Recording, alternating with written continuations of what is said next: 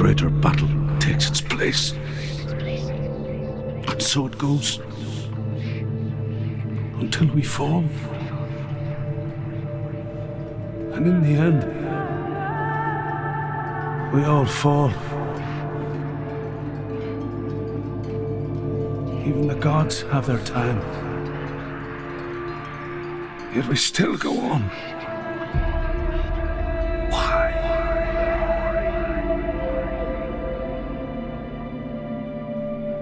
Be ready to face horror in the eye, as I have, to find your answers, your quest, your truth.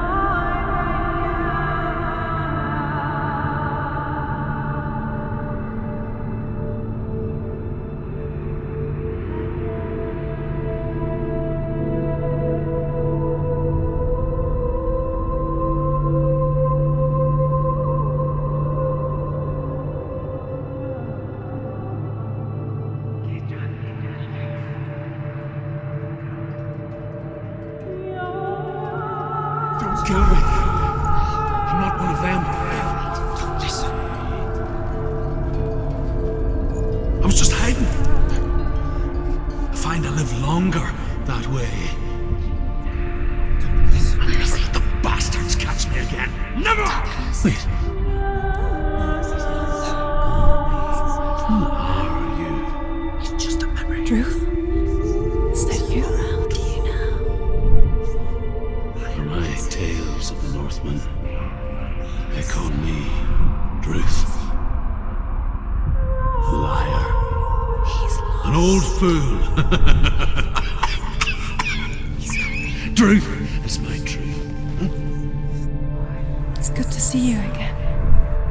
You kept your vow. Guide you in this life and the next. I will tell you my stories of hell. If I may walk with you. Tell me your stories again, old friend. I'm listening.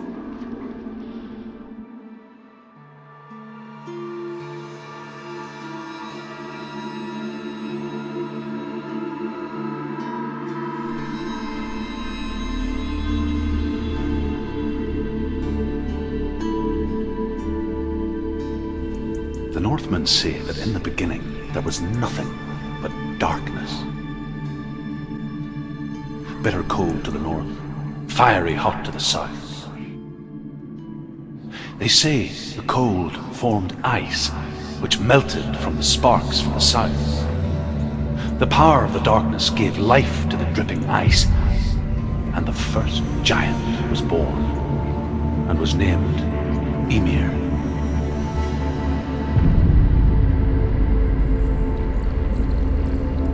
The ice continued to drip, and the power of the void gave life to it, and it became a cow whose milk fed the giant. That's right, a cow, but you weren't expecting that.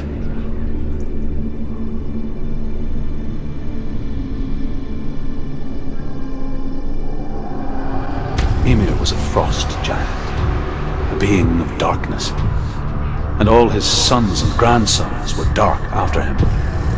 Of his daughters and granddaughters, some were monstrous, but others fair. But there was another who came from the ice, Buri. In shape, he was like a man, big and powerful. His son, Bor, took a fair giant to be his wife, and they had 3 sons. Odin was the eldest, and the Northmen hold him to be the foremost of the gods, the All-Father.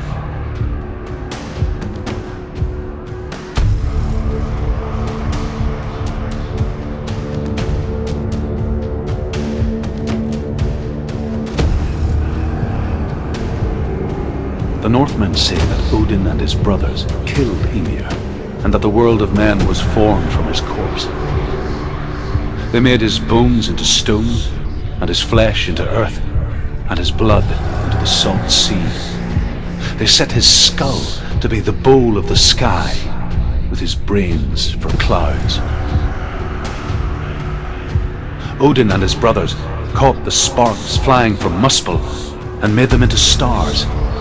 And to protect the new world from the giants, they used Ymir's great curving eyebrows as walls.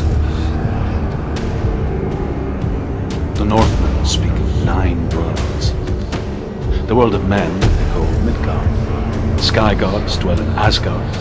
The gods of earth, harvest, wind and sea dwell in Vanaheim. The good elves dwell in Alfheim. The evil ones dwell in Svartalfheim. The mountain giants dwell in Jotunheim. The fire giants dwell in Muspelheim. Niflheim is the world of ice and darkness. Only the dead dwell in Helheim.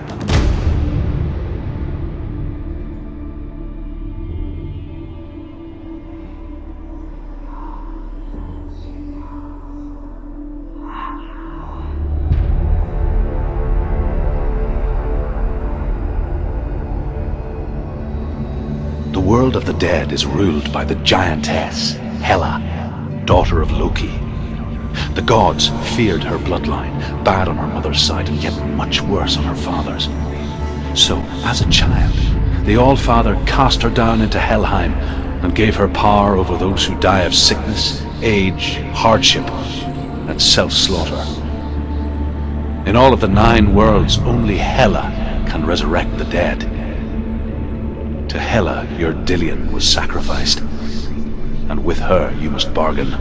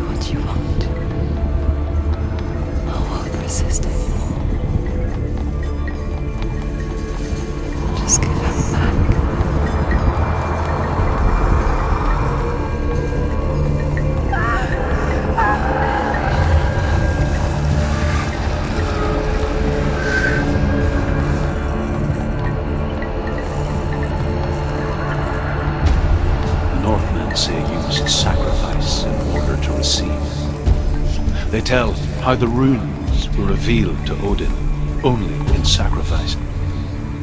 He hung himself from the world tree, and he stabbed himself with a spear, and he dedicated the sacrifice to himself. For 9 nights he hung on the tree without food or drink, and at last he saw the runes below him. He gave a cry and gathered them in his mind and learnt them. Then he fell from the tree.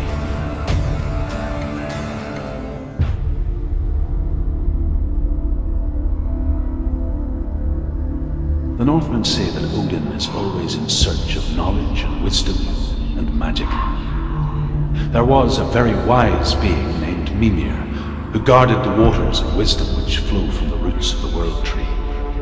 Odin wished to drink from this spring, but he had to pay a price. So he gouged out his own eye as offering to Mimir. He drank from the well and traded one way of seeing for another.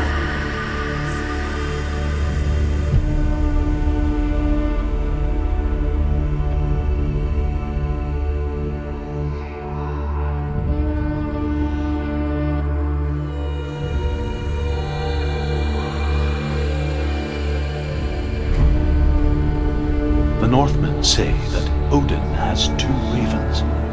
Their names are Thought and Memory, and each day he sends them out to fly all across the world. Upon their return, they perch on his shoulders and tell him everything they have seen and heard. In this way, he learns of things far and wide, and for this reason, he is called the Raven God. Senua, like Odin, you must seek wisdom through thought and memory if you are to succeed in your quest.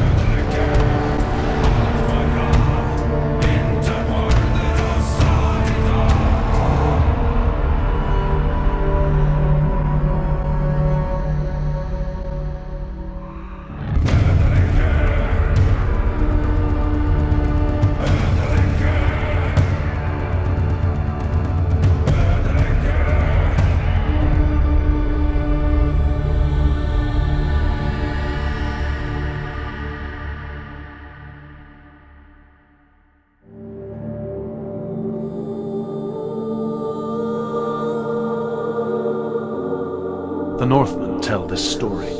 Before the earth was created, there was a world called Muspel. Because it was in the south, it was bright and hot, flaming, burning. Sparks that flew out from Muspel became the stars. Other sparks melted ice in the frozen world of Niflheim, creating the body of the first giant, Ymir.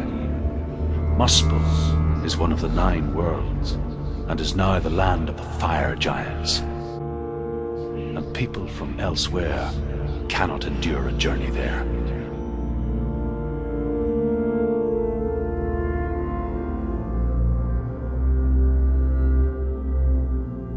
The Northmen say that the defender of Muspel is called Surt, the foremost of the fire giants. His name means the Black One, because he is like something burnt. The Northmen believe that he sits at the border of Muspel with his flaming sword, and at the end of the world he will leave his post. He will travel to Asgard and Midgard, waging war against all the gods. He will be victorious, and then burn the whole world with fire. There is nothing they can do to prevent it, but Odin ever seeks knowledge and magic, hoping to find a way to postpone that dark day.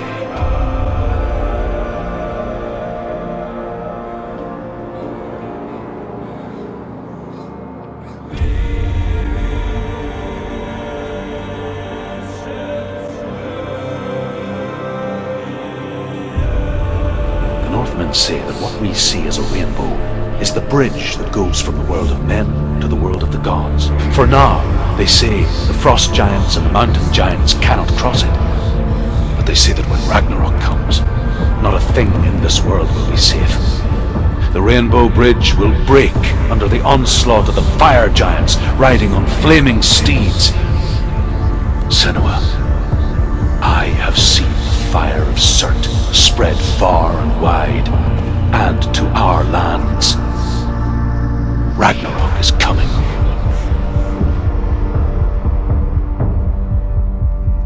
The Northmen say that at Ragnarok, the sons of Muspel will travel to battle in the ship called Naglfar, the corpse ship. And when the sons of Muspel leave the ship and ride to battle, it will be as though the sky had split open, and Surt will lead them. Wherever he goes, flame will erupt before him, and fires will burn behind him.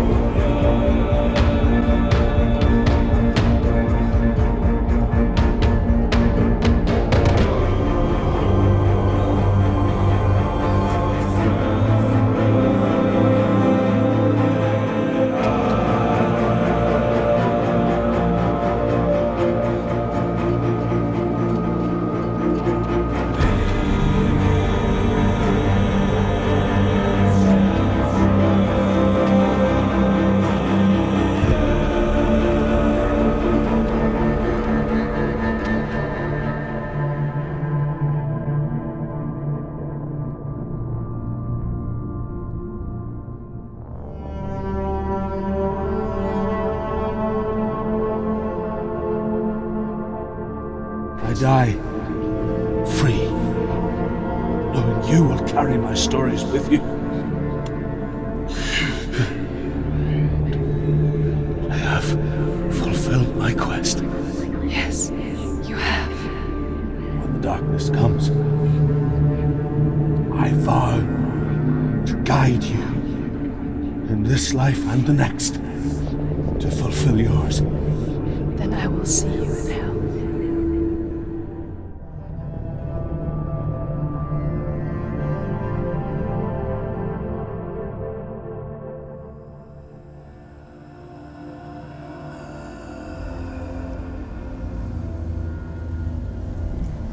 Do not forget my stories, Senua, because your darkness comes from hell, and your fate lies there.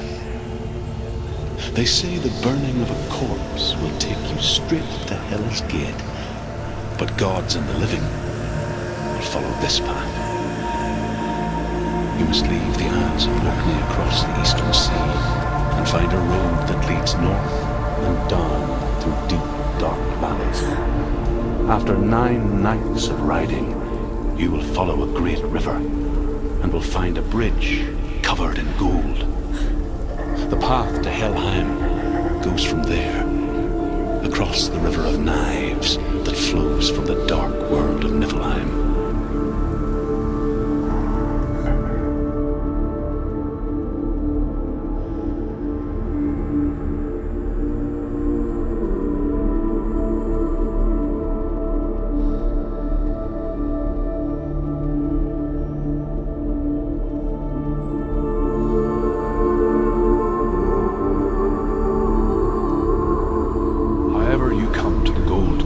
That leads to hell, you may find it guarded by a giantess.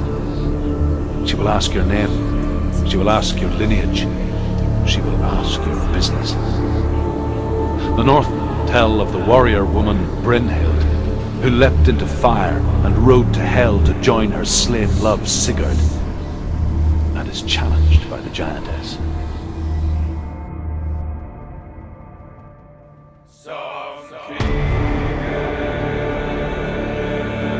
Hela possesses large dwelling places in Helheim. Tall are her walls, high are her gates.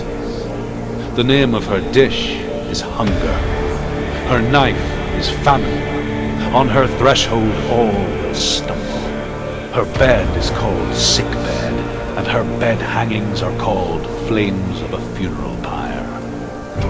They say she is easy to recognize, half black and half the color of flesh, and her face menacing and grim.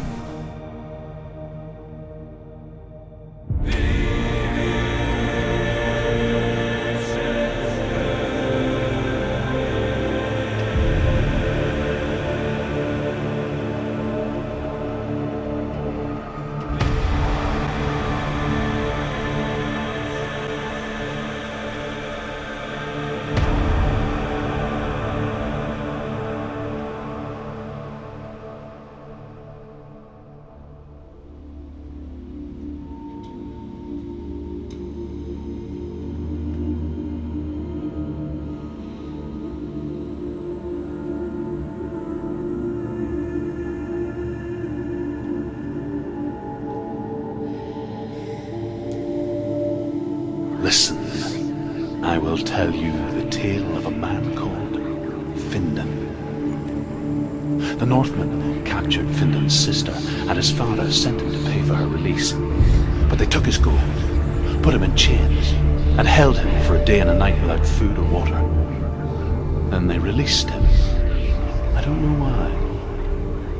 Upon his return, his father's enemies in Erin set fire to his home. His father burnt to death, and his brother was killed. But he escaped with sorrow in his heart. His father's enemies offered redress for his loss and invited him to a feast. It was at a hall near the sea. But when he went there, they betrayed him to the Northmen, who enslaved him and took him to hell. 6 years later, his slave masters landed on the shores of Orkney, burning all before them. And into that fire, Findan made his escape. What was Findan burnt away that day. But from the flames, a new man stepped forward, and Druth was born. Druth, the man that I am now. Though Findan never set eyes on his dear sister again, I, Druth, have found you, Senua.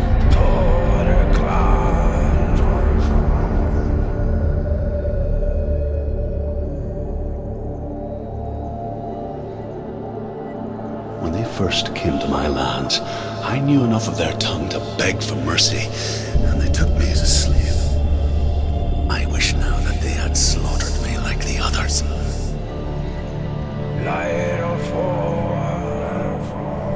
I rode their storm of fire, death, and slavery to many lands.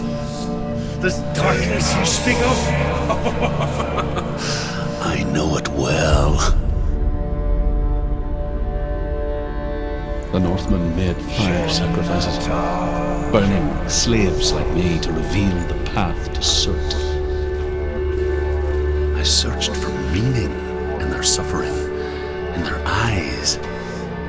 But they just screamed like helpless pigs.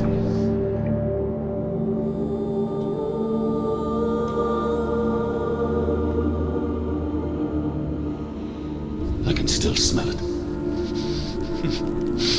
The sweet, sickly stench of burning human flesh. And I still hear their cries carried in the wind. Do you hear them too, Senua?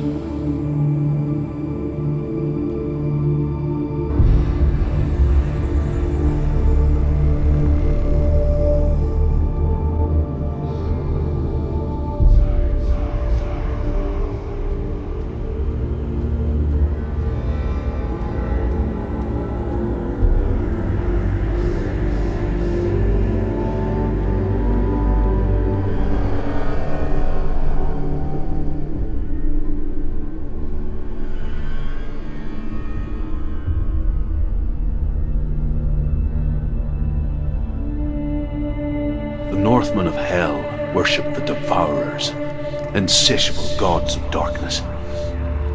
I come from Erin, Senua, where I once followed my own gods, the Tuatha De Danann. Why did you abandon your gods? Senua, I was a man of knowledge, not a warrior. To survive, I did things. Bad things. Like you, Senua. The man I once was has died. And when that happens, even gods you worship can die with you.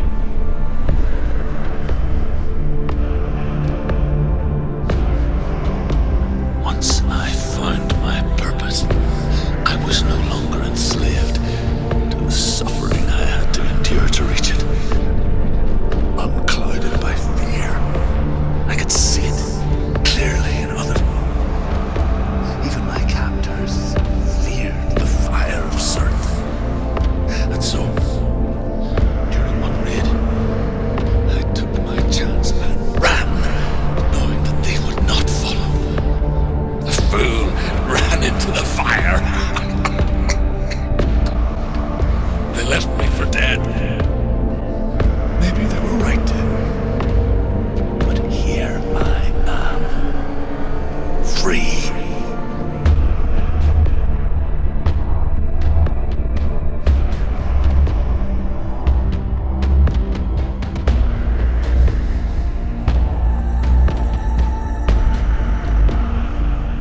Your gods answer your prayers, Senua. I asked the gods for mercy, all of them, even theirs. None answered. In the end, I set myself free. Defy the gods, Senua! Find your own path, like I find mine!